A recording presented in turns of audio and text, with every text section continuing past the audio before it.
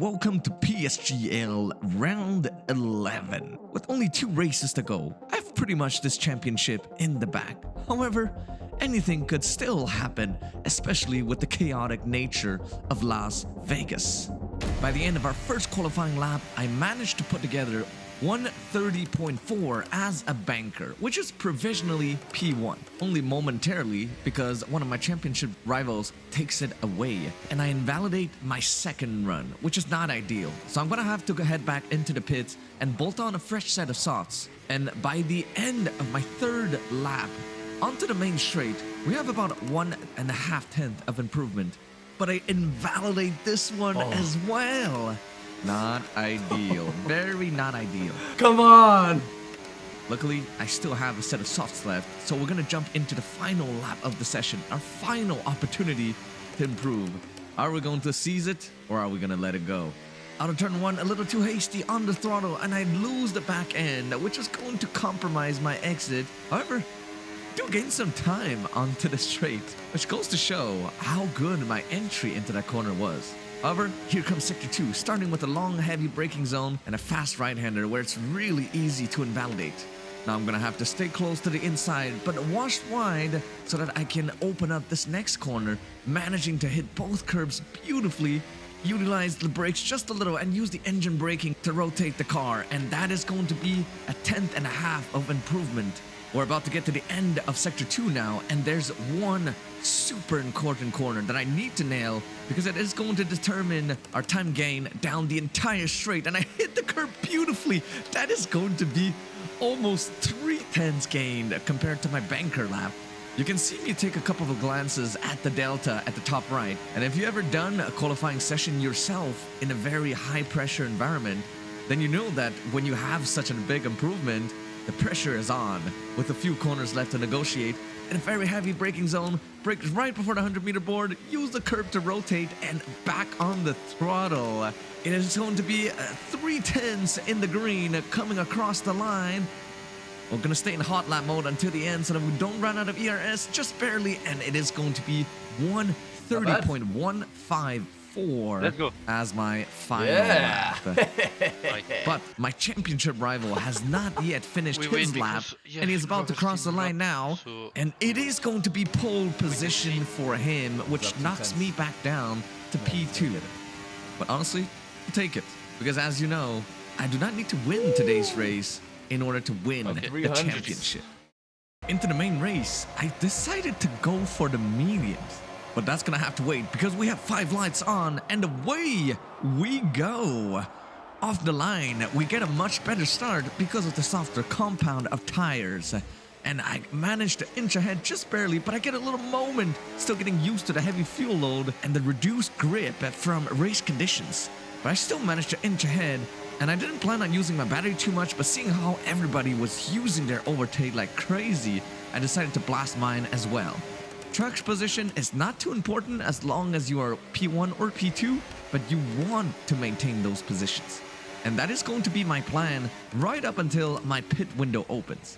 Now, back to the strategy at hand. Starting on the mediums is actually slower than starting on the hards and then going to the mediums in the second stint, because the tire advantage is less significant under heavy fuel load. As the Williams get a huge moment, I believe he braked just a little too late, and that creates a little chaos behind, and I don't need another invitation. I'm going to blast my battery now and try to create some distance between me and P2 and P3. However, it is not going to be easy because they have formed a 3-man train, and with how DRS helps ERS regeneration, it is only going to give them more pace overall compared to a single car. And as we get to the end of Sector 2, the gap is 0.8, actually jumps to 1.2 seconds going onto the main straight, because I believe it's because the Williams driver missed their braking point. And even now, while I'm under 10%, I'm still gaining time to the cars behind. This tells me that I'm running significantly lower downforce than everybody else. This does give me more straight line speed, however, my raw pace around the circuit is significantly reduced. And about half a lap later, the gap has already dropped down to about 1 second. But this doesn't stress me because it was only a matter of time before they caught us. Unless there was a major skill difference, usually a 3-man train would allow you to be faster than a single car. And they're just going to keep exchanging DRS until they catch you.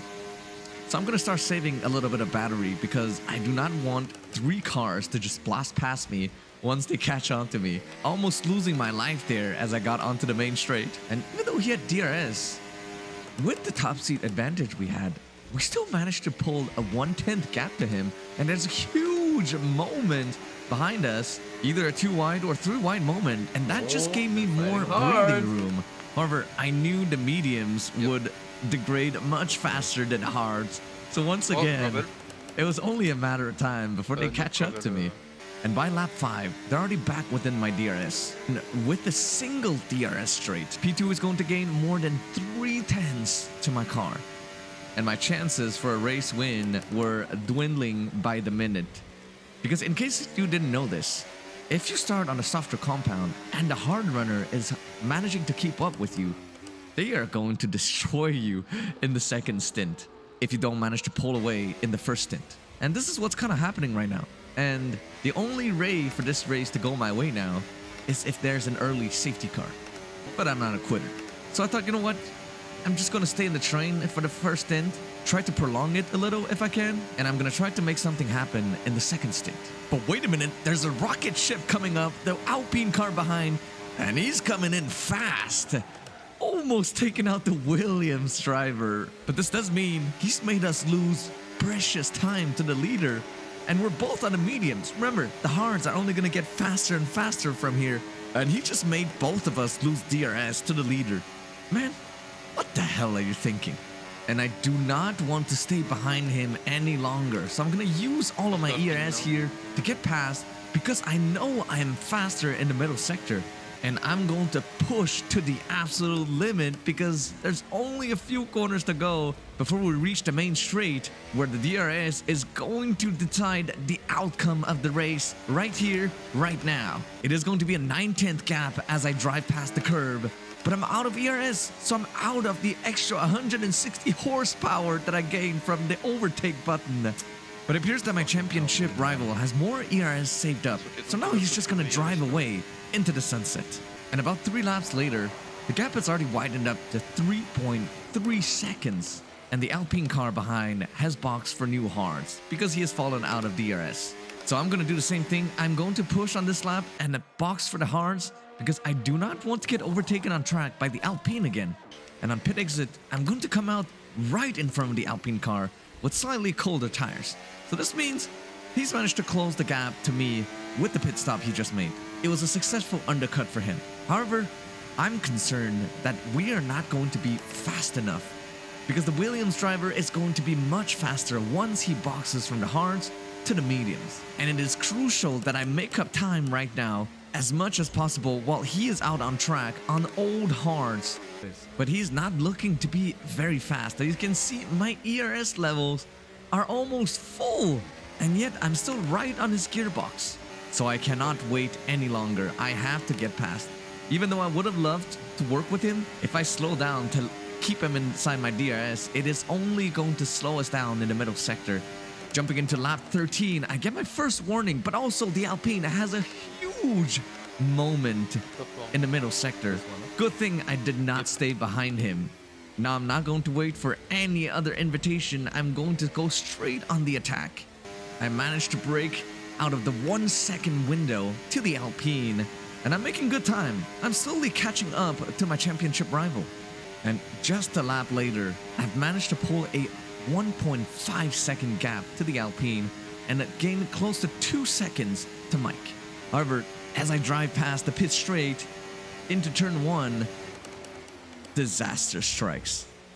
Because my championship rival has managed to come out in front with fresher tires with a 3 second gap still. Ay ay ay. All we can do now is get our head down and keep pushing because as it stands, if I finish P2, I'm still going to win the championship. And that is the second warning now. I have to be careful. A third one means a 3 second penalty.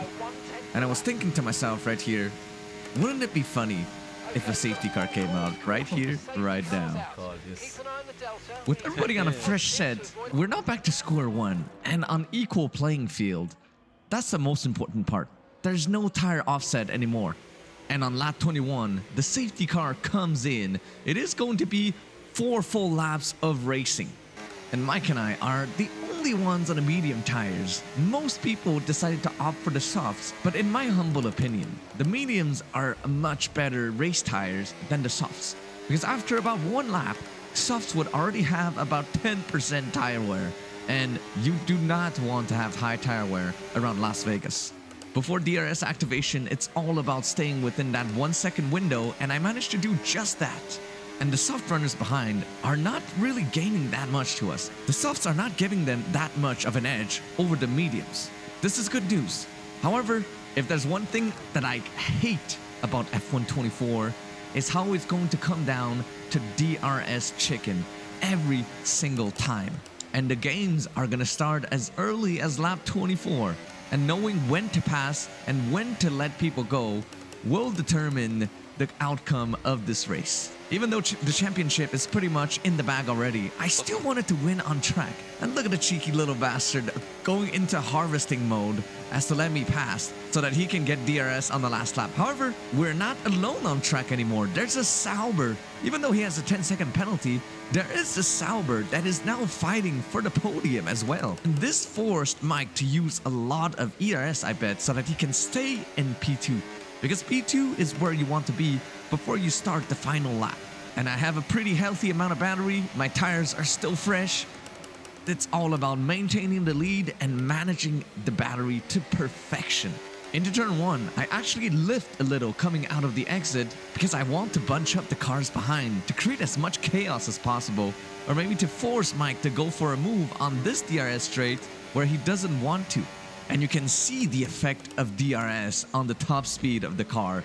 I'm just gonna get eaten alive if we do not get DRS. Going through the middle sector one last time today. Important to not get any invalidations because remember, I am on 2 warnings right now. If we get a third one, it is going to be a 3-second penalty. With the field as bunched up as it is right now, I do not want a 3-second, let me tell you that. And onto the main straight, it is crucial that we get a good exit here, hitting the curb decently, and I'm going to dump everything I got, giving everything, leaving nothing on the table. But you'll see in a moment, when we reach the DRS activation zone, how fast the car behind is going to close in with DRS and slipstream. As Mike blows past, however, I thought, you know what? I'm going to keep some of this battery, actually save it, for when we go on to the final straight. There's one opportunity here. Can I get a good exit, a decent run, and I turn on overtake once again? I still have 50% battery, but he is flashing now. He's well under 10%, and I go for the inside, get a little squeeze off the track. It is going to be a 3-second penalty because all 4 of my wheels were off track at one moment. Now, I decided to get this video very early out for you guys because I will be quite busy with 24 hours of Anna in this upcoming weekend. F7 champion, baby! Yeah! And thanks once again for all the support you guys have given me. This has been an incredible journey, becoming a champion for the first time in PSGL. I couldn't be any happier. This is Formula Kai signing off as an official PSGL F7 champion. I'll see you around. Bye-bye.